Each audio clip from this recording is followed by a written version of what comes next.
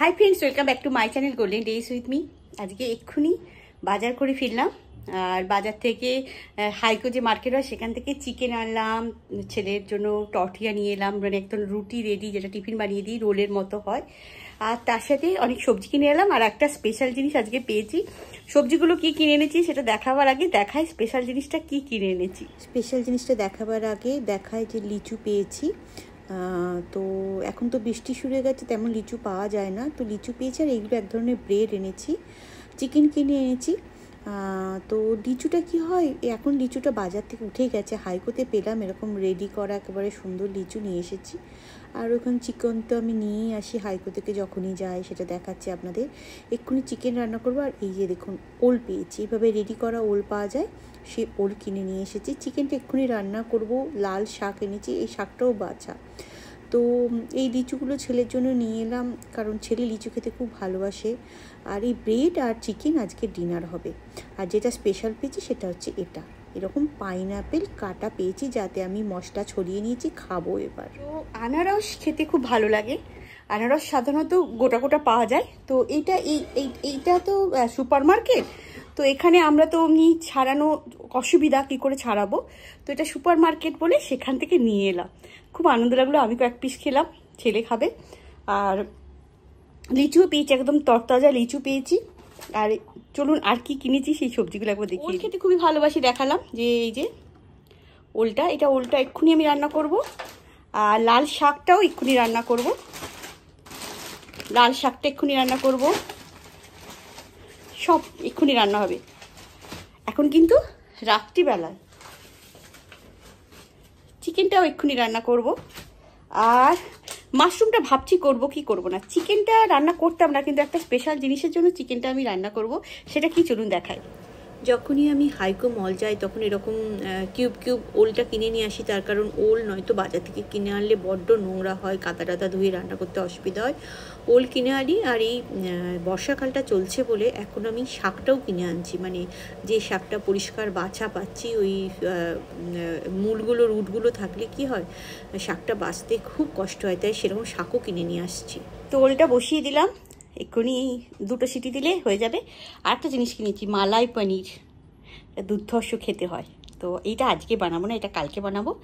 তো এই সুপার মার্কেটে এই ধরনের জিনিসগুলো পাওয়া যায়, তো সেই জন্য এটা ফ্রিজে রেখে দেবো। আপনারা তো জানেন যে আমার ডবল ডোর ফ্রিজ, 1 ডোর 2 ডোর। তো যাই হোক, ফ্রিজটা বড় কথা নয়। তো ফ্রিজে তুলে দিলাম, আর এখানে বসিয়ে দিয়েছি। এবার লাল শাকটা ধুয়ে প্রথমে করে নেব, তারপরে মাশরুম আর চিকেনটা করব। লাল শাকটা তো বাছাই ছিল, সেটাকে এবার পাতা আর এই স্টেমগুলো আলাদা করে কেটে নিলাম রান্না করব বলে। হয়ে গেছে, তাই তরবর করে রান্না করছি। যাই হোক, শাকটা কাটা হয়ে গেছে, বাছা হয়ে গেছে, ধুতে হলো প্রথমে, বাছতে হলো প্রথমে, তারপরে কাটা হয়ে গেছে। শাকটা বছিয়ে দিই, একটু পেঁয়াজ দিয়ে শাকটা ভাজা করব, আর তারপরে মাংস নিয়ে পড়বো।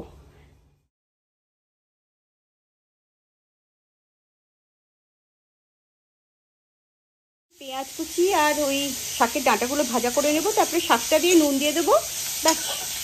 যে একটু জল বেরোবে, সেই জলে সেদ্ধ হয়ে তারপরে ভাজা হয়ে গেলেই হয়ে যাবে। এতটাই সিম্পল।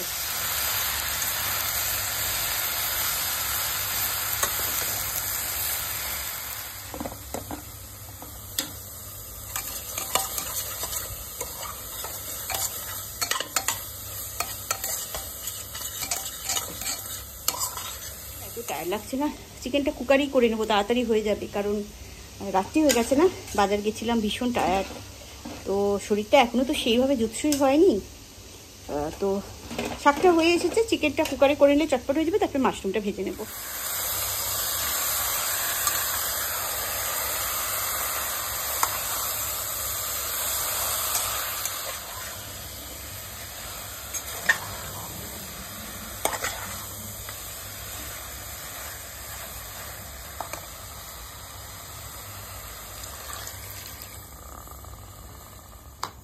এই লাল শাকটা আমি সিম্পল করেই রান্না করেছিলাম, একটু পেঁয়াজ ভাজা করে নিয়ে আর শাকটা রান্না করেছিলাম, সাথে পোস্ত দিয়েছিলাম। শাকটা খেতে ভীষণ ভালো হয়, জল টল দিতে হয় না, একটু লো ফ্লেমে রান্না করলেই হয়ে যায়। কিন্তু একটা কাণ্ড করে ফেলেছি, তাই জন্য আবার পেঁয়াজ কাটলাম। মাশরুমটা কেটে ফেলেছি যদিও রান্না করার আগে, এইটা প্রিপারেশন করি। দেখুন আমি পেঁয়াজটা আবার ভাজা করে নিলাম।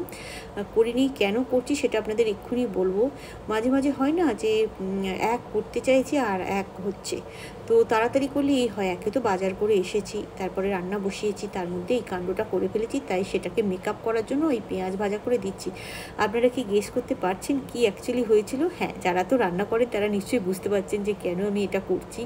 এই আইডিয়াটা সকলেই করে থাকে, মায়েরাও করতো, কাকিমারাও করতো, পিসিরাও করতো, আমিও করছি।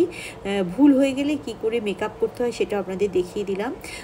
তো দেখুন এইটা কেন হয়েছে আর এটা কেন করছি সেটা বলছি আপনাদের। যত তাড়াতাড়ি করবে তত দেরি হবে। তো শাকটা করেছিলাম, শাকটা প্রচণ্ড নুন হয়েছে, ঠিক আছে, তাই আবার পেঁয়াজ ভাজা করে সেটা মিশিয়ে দিলাম। এখন মাশরুম বসিয়ে দিয়েছি, আর মাংস আর ওল তো হয়েই গেছে, দেখবো একটু পরে কুকার খুলে।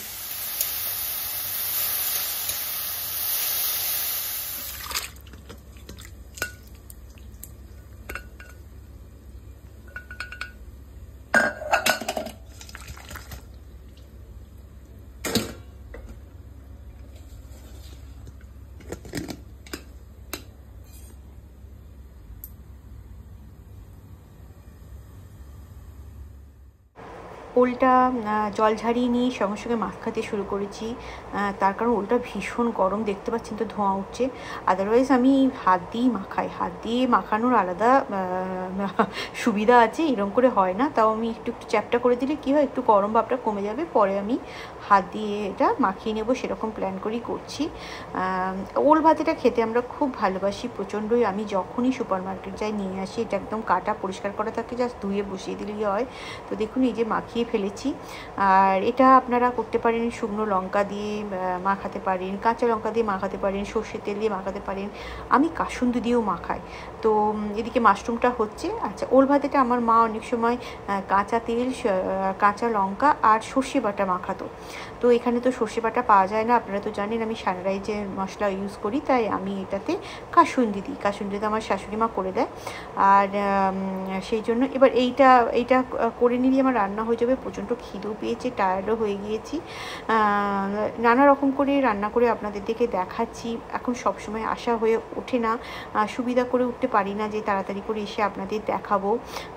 তুললে পারেও সেটা এডিট করা হয় না। এই কদিন আমি চেষ্টা করছি পরপর অন্তত একদিন ছাড়া বা দুদিন ছাড়া আপনাদের দিকে দেওয়ার, ব্লগ বানাবার।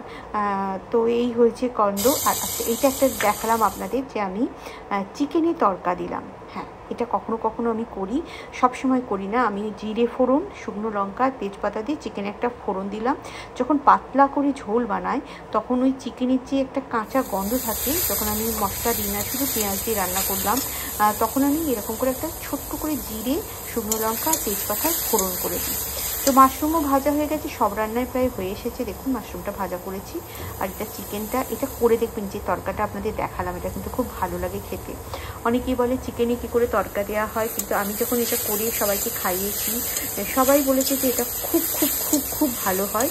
আর এই মাশরুম ভাজাটা তো আমি এমনি করছি, এটা আপনারা যদি মাশরুমের পরিমাণটা যেহেতু কমে যায়, একটা শিখিয়ে দিচ্ছি যে আপনারা পেঁয়াজ ভাজা করে নেবেন আর পোস্ত ভাজা করে নেবেন, ও একসাথে করে নিয়ে, অথবা আলু একটু দিতে পারেন, তাহলেও খেতে খুব ভালো হয়। আমি তো এমনিই বানালাম। ওল ভাতে, লাল শাকের চচ্চড়ি, চিকেনের ঝোল পাতলা, আর মাশরুম ভাজা। লাল শাক কালকে খাওয়া হবে, এখন খাওয়ার কোনো প্রশ্ন নেই। আর এক্ষুনি এই তরকা দিতে গিয়ে আমার একটু ভীষণ লেগে গেল।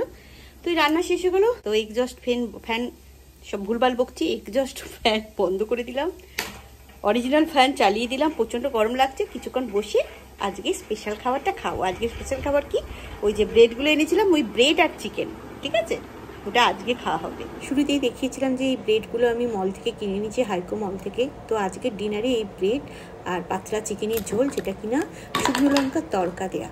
কখনো বানিয়ে খাবেন, বাড়িতে নয় এমনি ব্রেড দিয়ে খাবেন, এটা খেতে খুব ভালো হয়। চিকেনের পাতলা ঝোল করে নিয়ে, আর তাতে শুকনো লঙ্কা আর জিরে, গোটা জিরে আর তেজপাতার ফোড়ন দিয়ে বানাবেন। তো এই ছিল একটা ছোট্ট ব্লগ। আজকের মতো এখানে tata, bye bye, take care, good night. আবার দেখা হবে নতুন ব্লগে।